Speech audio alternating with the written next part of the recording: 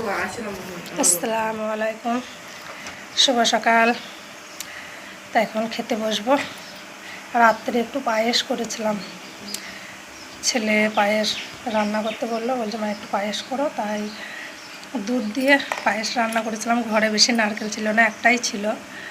তা পায়েসটা মানে কাজু কিশমিশ কিছুই পড়েনি, নারকেল, দুধ, চিনি আর ঘরের চাল, যেটা আতপ চাল ছিল সেটা দিয়ে পায়েস করেছিলাম একটু। তা খুব ভালো হয়েছে। আর আমি চাল ঝেড়ে রেখে দিলাম ভাত চাপাবো বলে। এই যে দেখতে পাচ্ছেন, খাবো খেয়ে ভাত চাপাবো। আর আমাদের দিঘিতে অংশ মানে আমাদের ভাগ আছে, তা সেই দিঘি আম ধরেছে, গাছে আম ধরেছে দিঘিতে। তা সেই আম কালকে ঝরিয়েছে, আমাকে ফোন করেছে, হয়তো আমি বুঝতে পারিনি, শুনতে পাইনি হয়তো। তা কালকে আম ধরেছে, আজকে সে আমের ভাগ।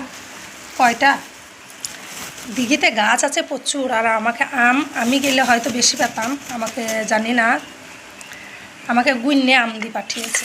তা যে দিঘিটা যে মাছ ধরে, আমি তার সঙ্গে কথা বলে দেখব। তা আমাকে এই কটা আম দিয়েছে, আর হাজার হাজার গাছ। মানুষের মানে ব্যক্তিগত জ্ঞান কীরকম, খেয়ে খেয়ে যাদের লোলা বেরিয়ে থাকবে তাদের দিতে জানে লাগবে। তা আমি যে দিঘিটা যে ভাগে করে মাছ চাষ করে, আমি তার বাড়ি যাবো, যে জানবো কতগুলো আম পেয়েছে।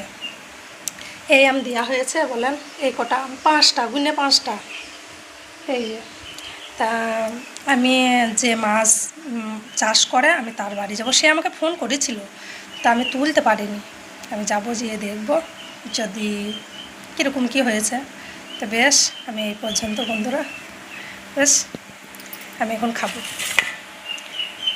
আল্লাহ হাফিজ।